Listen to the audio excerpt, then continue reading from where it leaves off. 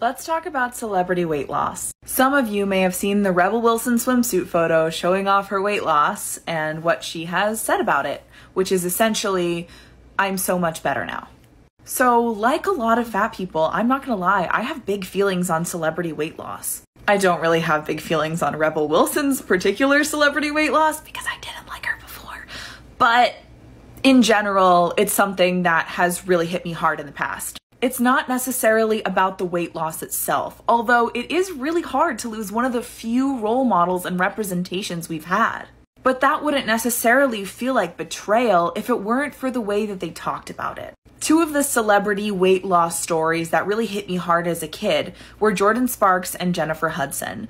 And the reason that it hurt me so much when I was so young was because that was the only representation I saw of bodies anything like mine as a really young kid growing up in the 2000s. I remember so clearly the day I read a People magazine in my dentist office with an interview with Jennifer Hudson about her weight loss. And in that interview, she said, I can wear heels now. Like, she was like, well, I could have worn them before, but now it's a whole different thing.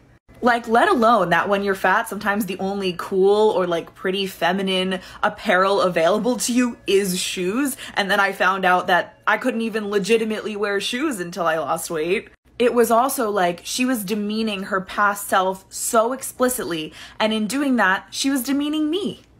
This woman implied that she bettered herself by losing weight and you took that as a personal offense. That's extremely self-centered. I just don't have a nicer way to say that. It's selfish. And reminding me that I wasn't really living a life and my life wouldn't start until I lost weight. So when a celebrity loses weight, it does have a sort of trickle-down effect. And it doesn't necessarily need to, because they don't have to talk about it the way that they talk about it. The way that's like, I am so much better now. And then, of course, a lot of the time they end up selling a diet like Jennifer Hudson with Weight Watchers or Oprah. And that's a harmful implication too, because it's like, you too can do it if you just do this program.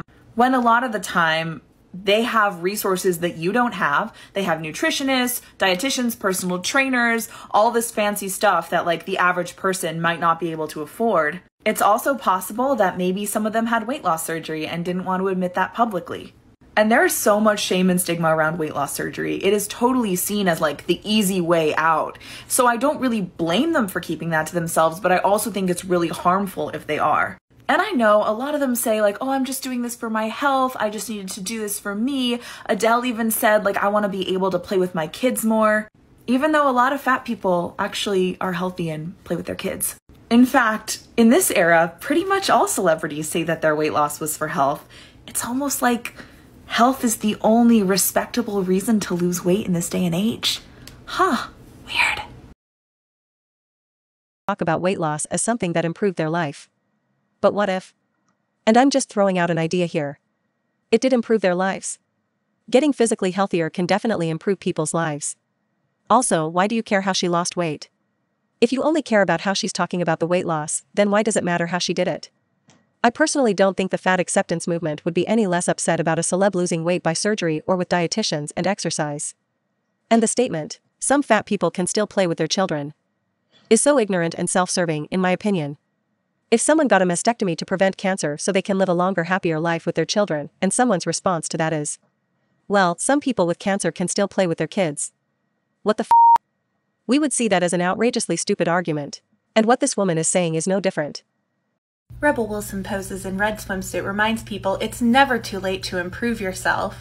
First of all, weight loss does not mean you're improving yourself. I know a lot of skinny people who are really terrible. And now I can add Rebel Wilson to that list. To be clear, I do not care that she lost weight. I care that she is talking about it in this way and the implications of the language she's using.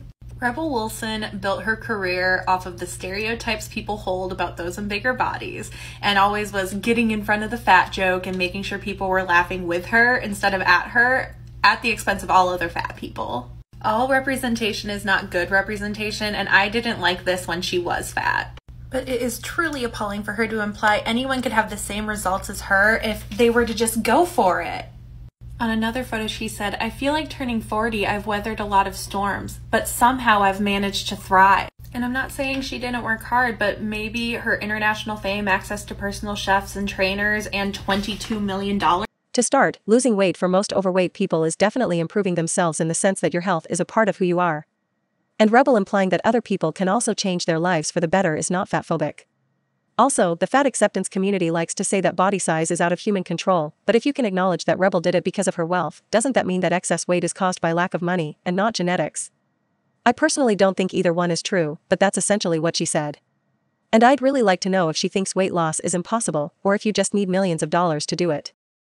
And you wonder why we don't trust these people. It happens every single time.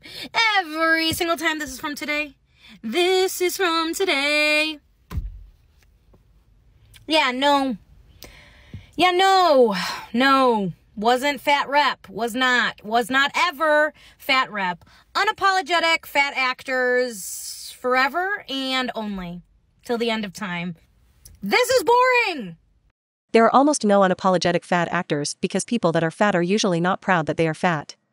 It isn't something that you need to be ashamed of, but it isn't something to take pride in either.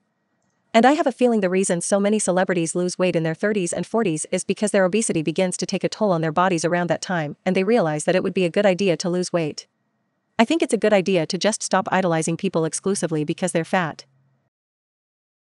It's been a while since I've talked about Rebel Wilson, but she's trending again for saying yet another fatphobic thing. Now, this isn't a video on Rebel Wilson. If you want to know my opinions on her, check out the video titled Rebel Wilson. The Fat Amy video is a follow-up. That's not the video.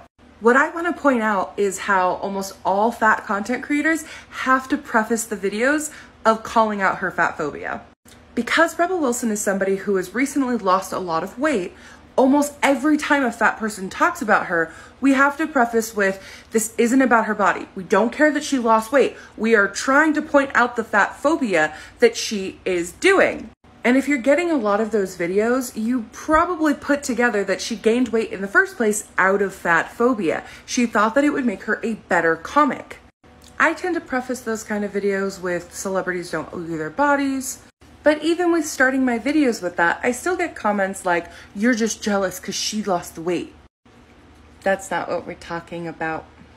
Sometimes I forget that there's people out there that genuinely think that fat people can't be fat phobic. And when Rebel Wilson had intentionally gained the weight, she fell into that category.